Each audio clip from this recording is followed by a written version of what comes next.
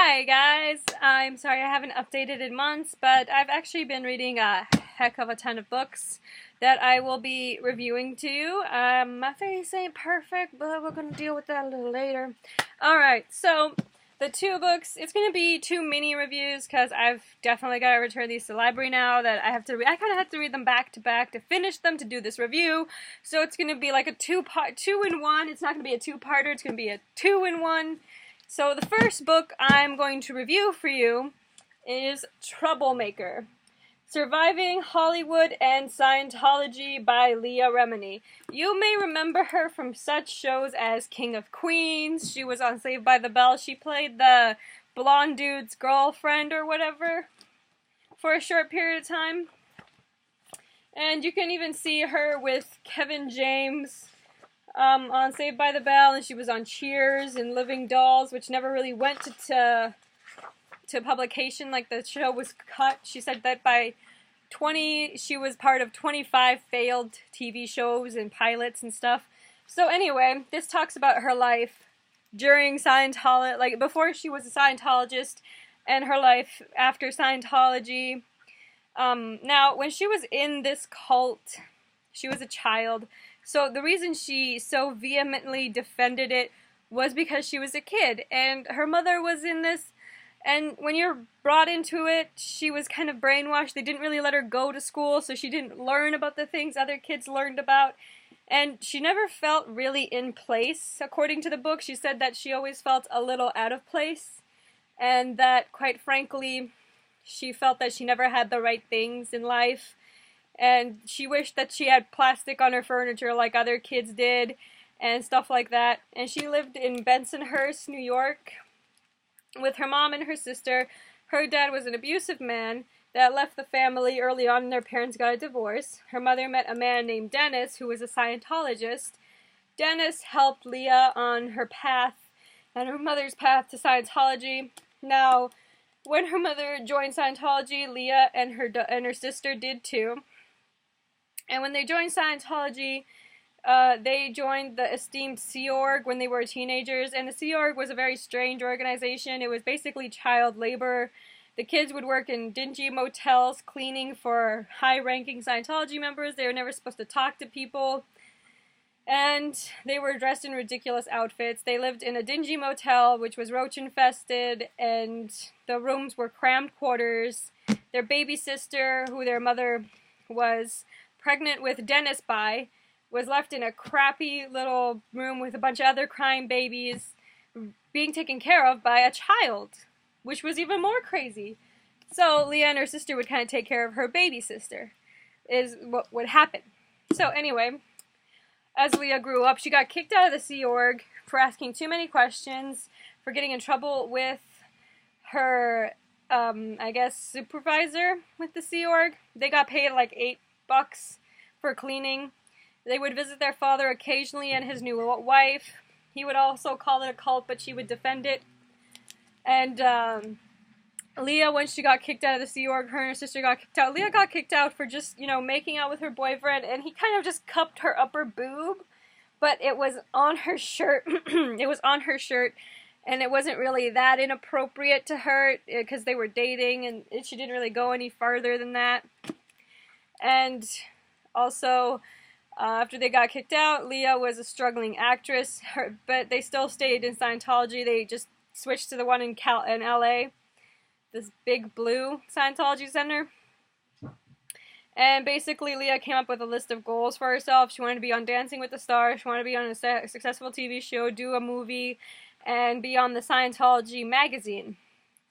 So, she started getting small roles, and she had problems in Hollywood with how to exactly talk to casting directors, and when she tried to make up for a part in which she failed at, she called the director. Her agent calls her and says that she was harassing the director because the director called her. It turns out the agent lied to make Leah seem bad. So later on, she fired that agent. And then afterwards, when things were starting to pick up for her, she met Kevin James on the last TV show pilot that failed for her. She was not really going to do anything anymore. She was giving up. But then Kevin James made her laugh. He said, "Oh, I'm sorry. Were you busy with your failed TV show pilots to meet with me? Oh, okay, you can go back to the failed TV show pilots. Have a wonderful day." And, you know, that made her crack up immediately, so they started getting along and they became friends. And that's when King of Queens came on the air. And it had 9 wonderful seasons, I think. And Leah, when they finally closed on the 200th episode, Leah was really sad. And in Scientology, she made it on the cover of the magazine.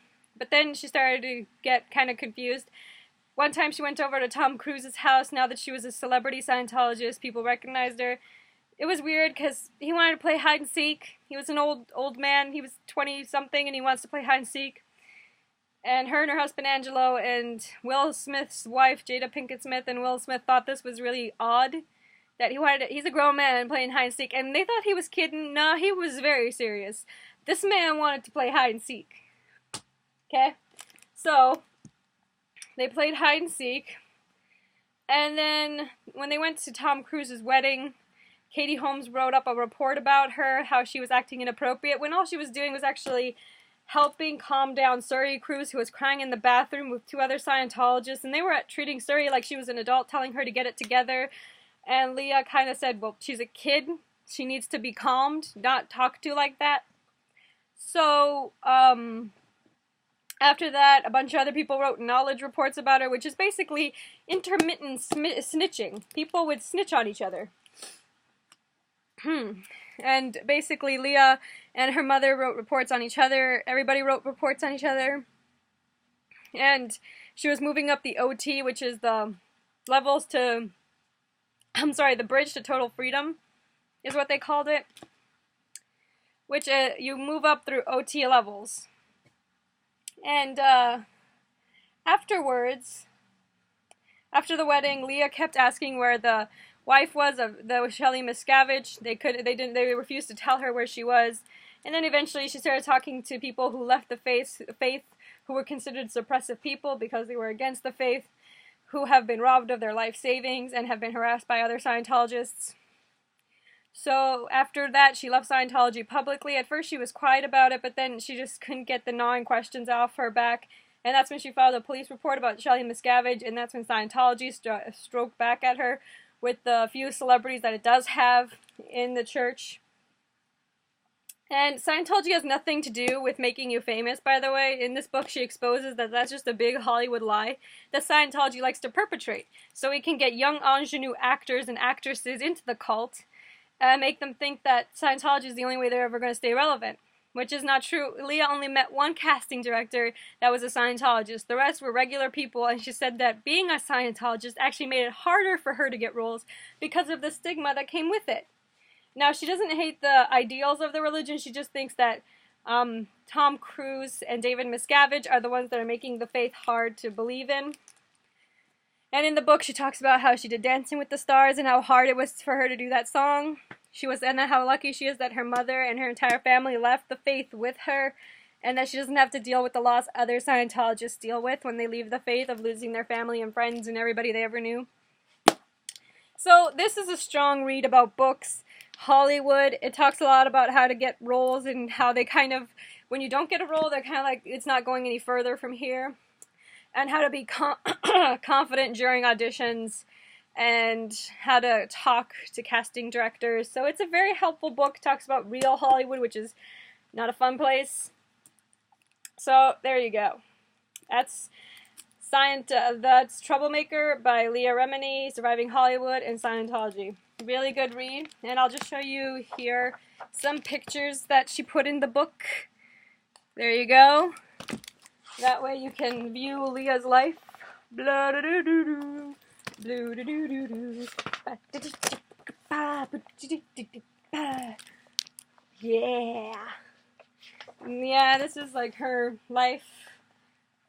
There's a lot. She put a lot in there, honestly. And she also met Angelo. She talks about the opening of the book. Her mother was a hooker. Her father was abusive and part of gangs. She was a cheater and a whore, that she fell for a married man and broke up a marriage.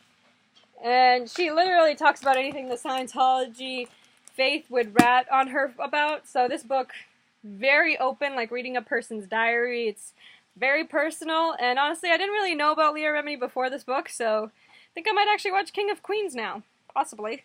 Who knows? If she's this funny in the book, she might be funny in real life. Okay, that's one. Number two is Exposed: The Secret Life of Jodi Arias by Jane Velez-Mitchell, HNHLN, Jane Velez-Mitchell, forwarded by Nancy Grace.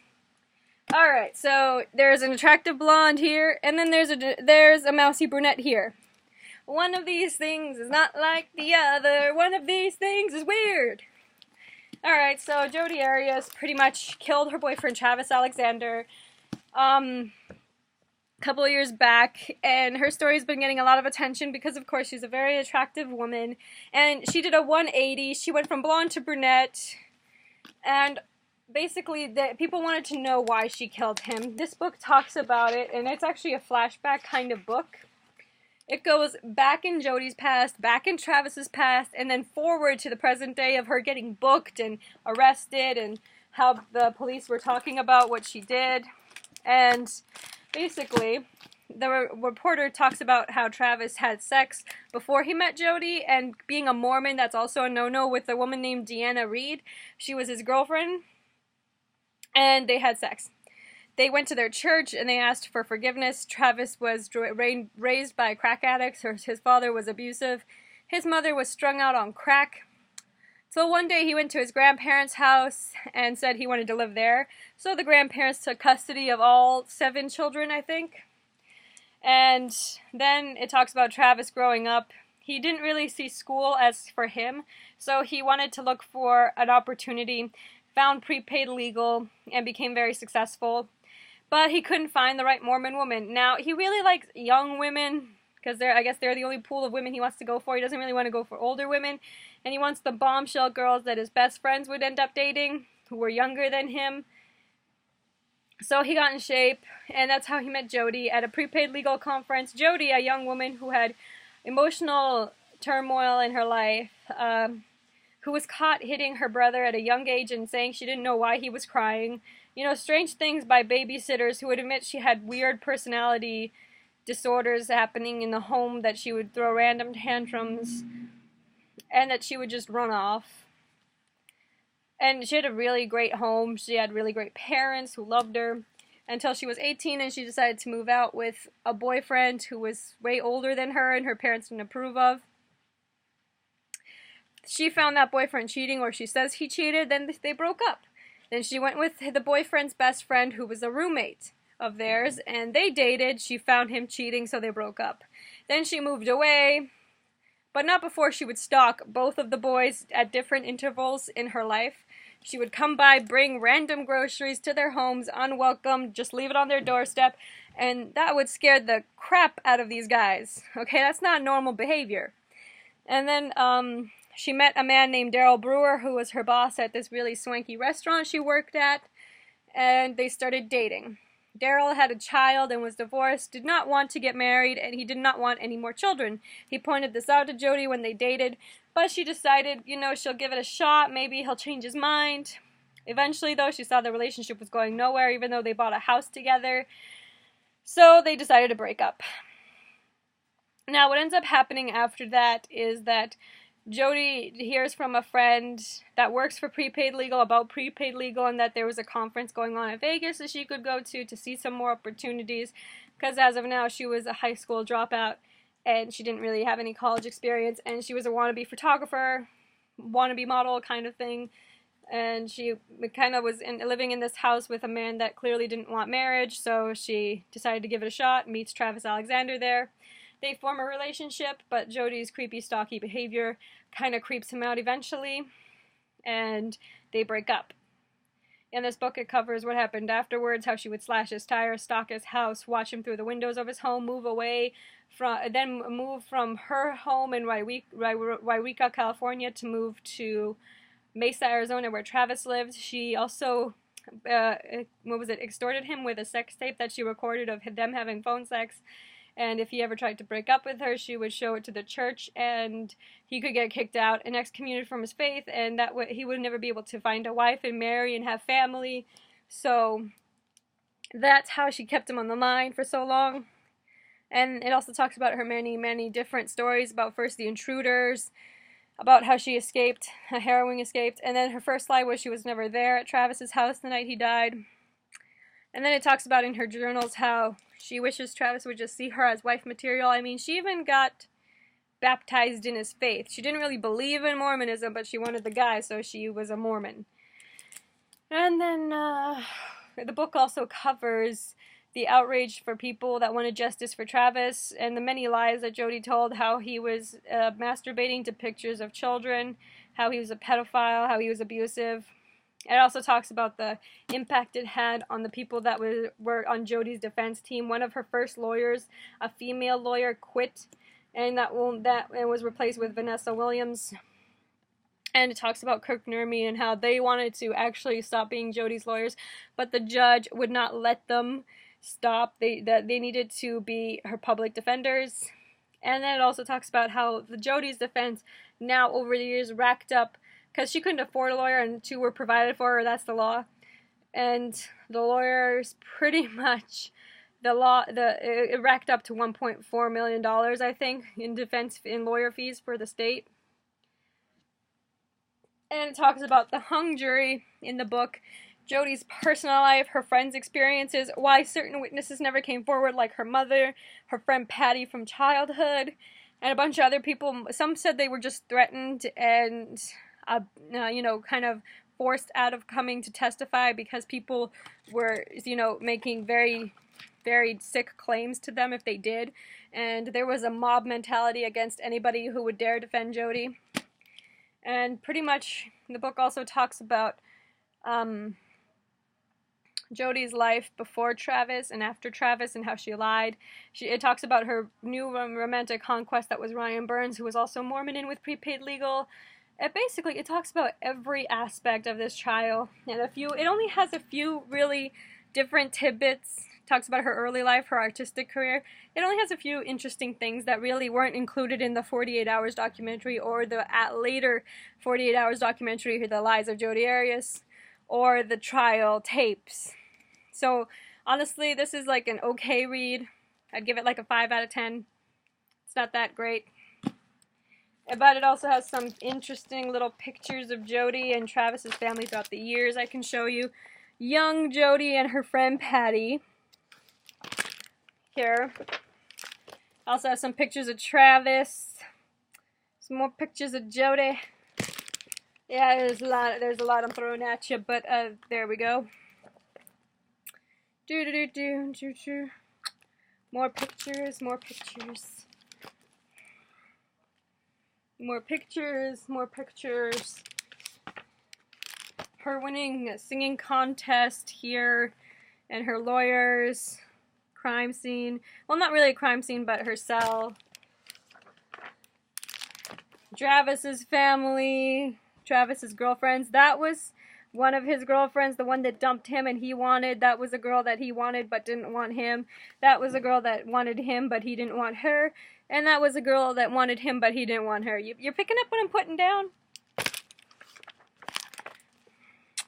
Jody's many expression days. Travis is way out of his bedroom. Some of the defense people.